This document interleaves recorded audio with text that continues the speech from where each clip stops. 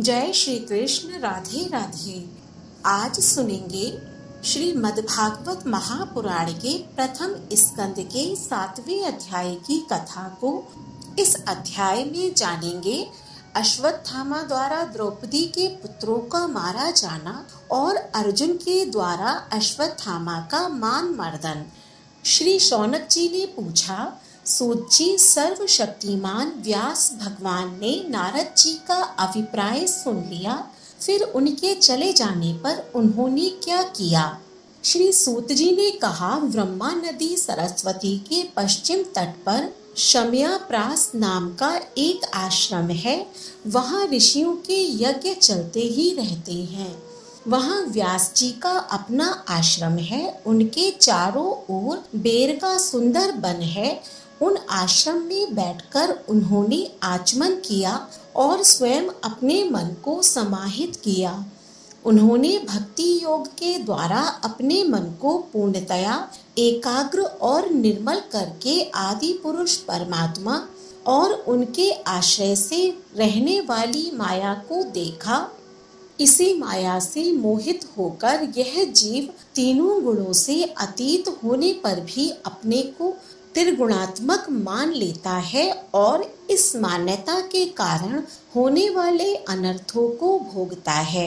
इन अनर्थों की शक्ति का साक्षात साधन है केवल भगवान का भक्ति योग। परंतु संसार के लोग इस बात को नहीं जानते। यही समझकर उन्होंने इस परम हंसों की संहिता श्रीमद् भागवत की रचना की। इसके श्रवण मात्र से पुरुषोत्तम भगवान श्री कृष्ण के प्रति परम प्रेमयी भक्ति हो जाती है, जिससे जीवन के शोक मोह और भय नष्ट हो जाते हैं। उन्होंने इस भागवत संहिता का निर्माण और पुनरावृत्ति करके इसे अपने निर्वृत्ति परायण पुत्र श्री शुकदेव जी को पढ़ाया। श्री शौनक जी ने पूछा, श्री शुकदेव जी तो अत्यंत निर्वृत्ति परायण हैं। उन्हें किसी भी वस्तु की अपेक्षा नहीं है। वे सदा आत्मा में ही रमण करते रहते हैं। फिर उन्होंने किस लिए इस विशाल ग्रंथ का अध्ययन किया? श्री सूत जी ने कहा, जो लोग ज्ञानी हैं, जिनकी अविद्या की गांठ खुल गई है और जो सदा आत्मा में ही रमण करने वाले हैं, वे भी भगवान की हेतु रहित भक्ति किया करते हैं, क्योंकि भगवान के गुण ही ऐसे मधुर हैं जो सबको अपनी ओर खींच लेते हैं। फिर श्री शुकदेव जी तो भगवान के भक्तों के अत्यंत प्रिय और स्वयं भगवान वेद व्यास के पुत्र हैं। भगवान के गुणों ने उनके हृदय को अपनी ओर खींच लिया और उन्होंने उससे विवश होकर ही इस विशाल ग्रंथ का अध्ययन किया। शौनक जी, अब मैं राजश्री परीक्षित के जन्म, कर्म और मोक्ष की तथा पांडवों के स्वर्गारोहण की कथा कहता हूँ, क्योंकि इन्हीं से भगवान श्री कृष्ण की अनेकों कथाओं का उदय होता है।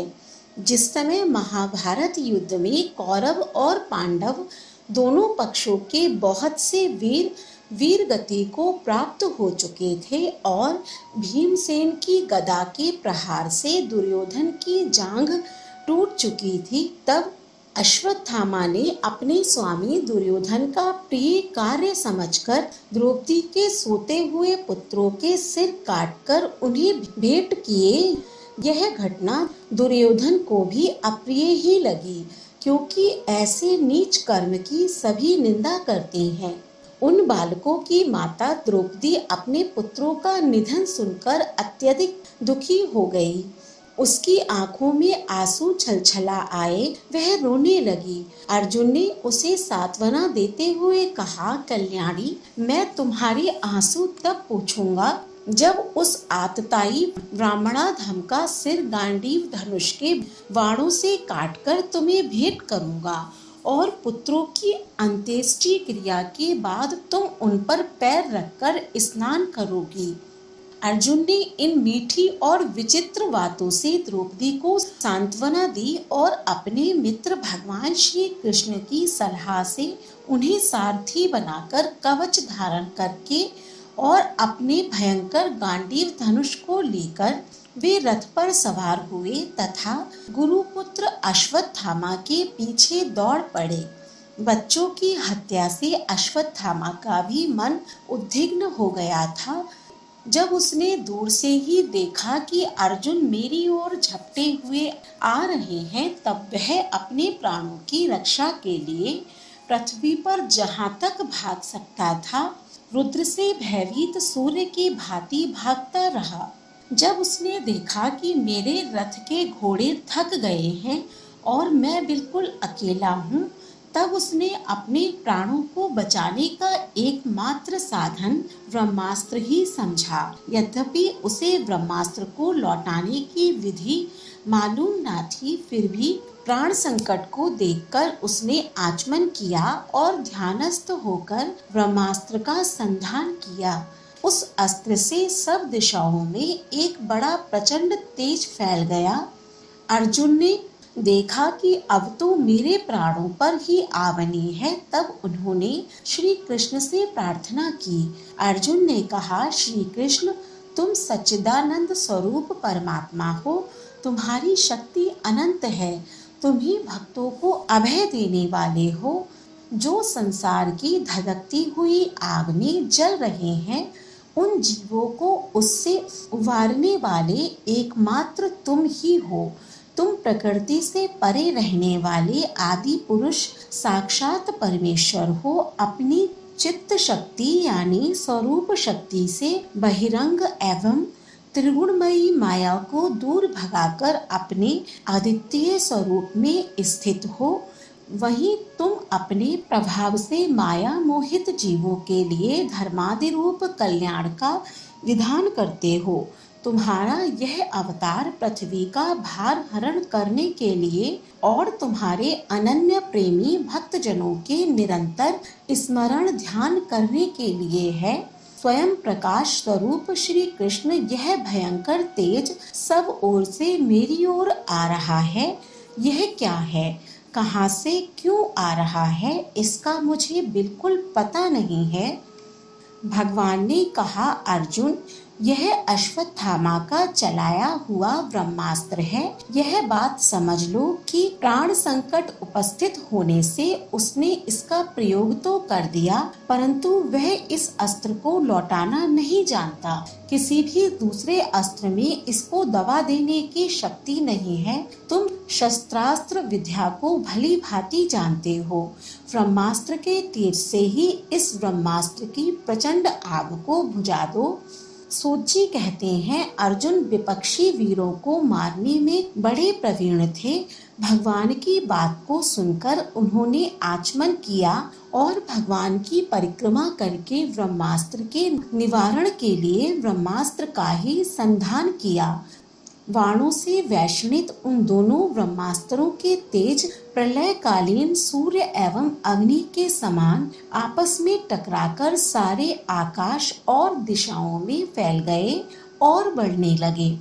तीनों लोकों को जलाने वाली उन दोनों अस्त्रों की बढ़ी हुई लपटों से प्रजा जलने लगी और उसे देखकर सबने यही समझा कि यह प्रलय काल की सार्वंतक अग्नि है। उस आग से प्रजा का और लोगों का नाश होते देखकर भगवान की अनुमति से अर्जुन ने उन दोनों को ही लौटा लिया।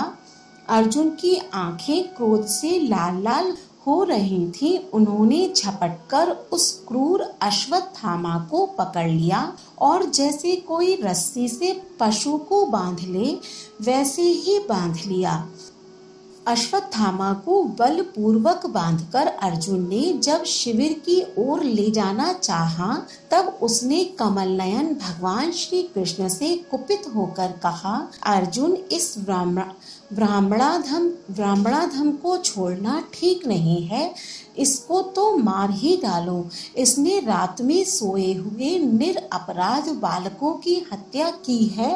धर्मवेत्ता पुरुष असावधान मतवाले पागल सोए हुए बालक, स्त्री विवेक ज्ञान शून्य, शरणागत, रथहीन और भयभीत शत्रु को कभी नहीं मारते, परंतु जो दुष्ट और क्रूर पुरुष दूसरों को मारकर अपने प्राणों का पोषण करता है, उसका तो वध ही उसके लिए कल्याणकारी है, क्योंकि वैसी आदत को लेकर यदि वह जीता है तो और भी पाप करता है और उन पापों के कारण नरकगामी होता है। फिर मेरे सामने ही तुमने द्रौपदी से प्रतिज्ञा की थी कि मानवती, जिसने तुम्हारे पुत्रों का वध किया है, उसका सिर मैं उतार लाऊंगा। इस पापी कुलांगार आतताई ने तुम्हारे पुत्रों का वध किया है और अपने स्वामी दुर्योधन को भी दुख पहुंचाया है, इसीलिए अर्जुन इसे मार ही डालो। भगवान श्री कृष्ण ने अर्जुन के धर्म की परीक्षा लेने के लिए इस प्रकार प्रेरणा की, परंतु अर्जुन का हृदय महान था। यद्यपि अश्वत्थामा ने उनके पुत्रों की हत्या की थी, फिर भी अर्जुन के मन में गुरु पुत्र को मारने की इच्छा नहीं हुई। इसके बाद अपने मित्र और सारथी श्री कृष्ण के साथ वे अपने युद्ध शिविर में पहुँचे। वहां अपने मृत पुत्रों के लिए शोक करती हुई द्रौपदी को उन्हें सौंप दिया। द्रौपदी ने देखा कि अश्वत्थामा पशु की तरह बांधकर लाया गया है। निंदित कर्म करने के कारण उसका मुख नीचे की ओर झुका हुआ है। अपना अनिष्ट करने वाले गुरु पुत्र अश्वत्थामा को इस प्रकार अपमानित देखकर द्रौपदी का कोमल हृदय कृपा से भर आया और उसने अश्वत्थामा को नमस्कार किया। गुरु पुत्र का इस प्रकार बांधकर लाया जाना सती द्रौपदी को सहन नहीं हुआ।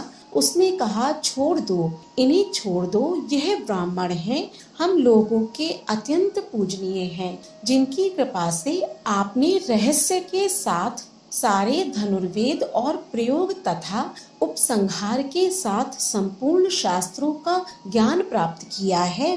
वे आपके आचार्य द्रोण ही पुत्र के रूप में आपके सामने खड़े हैं। उनकी अर्धांगिनी कृपी अपने वीर पुत्र की ममता से ही अपने पति का अनुगमन नहीं कर सकी। वे अभी जीवित हैं। महाभाग्यवान आर्यपुत्र, आप तो बड़े धर्मज्ञ हैं। जिस गुरु वंश की नित्य पूजा और वंदना करनी चाहिए, उसी को व्यथा पहुंचाना आपके योग्य कार्य नहीं है। जैसे अपने बच्चों के मर जाने से मैं दुखी होकर रो रही हूँ और मेरी आँखों से बार बार आंसू निकल रहे हैं, वैसे ही इनकी माता पतिव्रता गौतमी न रोए।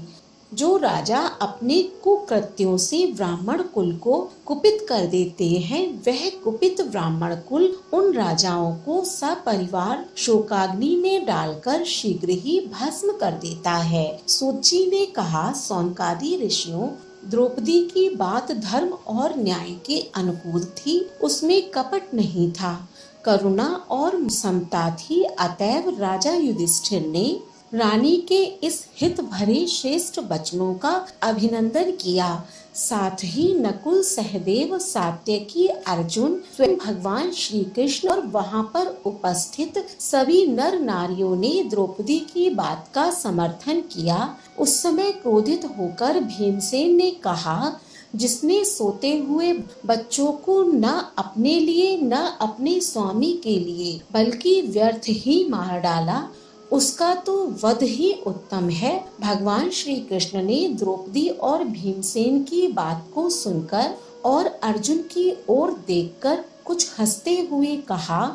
भगवान श्री कृष्ण बोले, पतित ब्राह्मण का भी वध नहीं करना चाहिए और आतताई को मार ही डालना चाहिए। शास्त्रों में मैंने ही यह दोनों बातें कही हैं, इसीलिए मेरी दोनों आज्ञाओं का पालन करो। तुमने द्रौपदी को सांत्वना देते समय जो प्रतिज्ञा की थी, उसे भी सत्य करो। साथ ही भीमसेन, द्रौपदी और मुझे जो प्रिय हो वह भी करो। सूत जी कहते हैं, अर्जुन भगवान के हृदय की बात को तुरंत ताड़ गए और उन्होंने अपनी तलवार से अश्वत्थामा के सिर की मणि उसके बालों के साथ उतार ली। बालकों की हत्या करने से वह श्रीहीन तो पहले ही हो गया था, अब मणि और ब्रह्मा तेज से भी रहित हो गया। इसके बाद उन्होंने रस्सी का बंधन खोलकर उसे शिविर से निकाल दिया। मूंड देना, धन छीन लेना और स्थान से बाहर निकाल देना, यही ब्राह्मणा धर्मों का वध है। उनके लिए इससे भिन्न शारीरिक वध का विधान नहीं है। पुत्रों की मृत्यु से द्रौपदी और पांडव सभी शोकातुर हो रहे थे। अब उन्होंने अपने मरे हुए भाई बंधुओं को दाहादी अंत्येष्टि क्रिया की। जय श्री कृष्ण, जय जय श्री राधे। अगले अध्याय का श्रवण करने के लिए जुड़े रहें सनातन ज्ञान और संस्कार चैनल से। आज का अध्याय पसंद आया हो तो कमेंट बॉक्स में श्री कृष्णाय नमः अवश्य लिखें। धन्यवाद।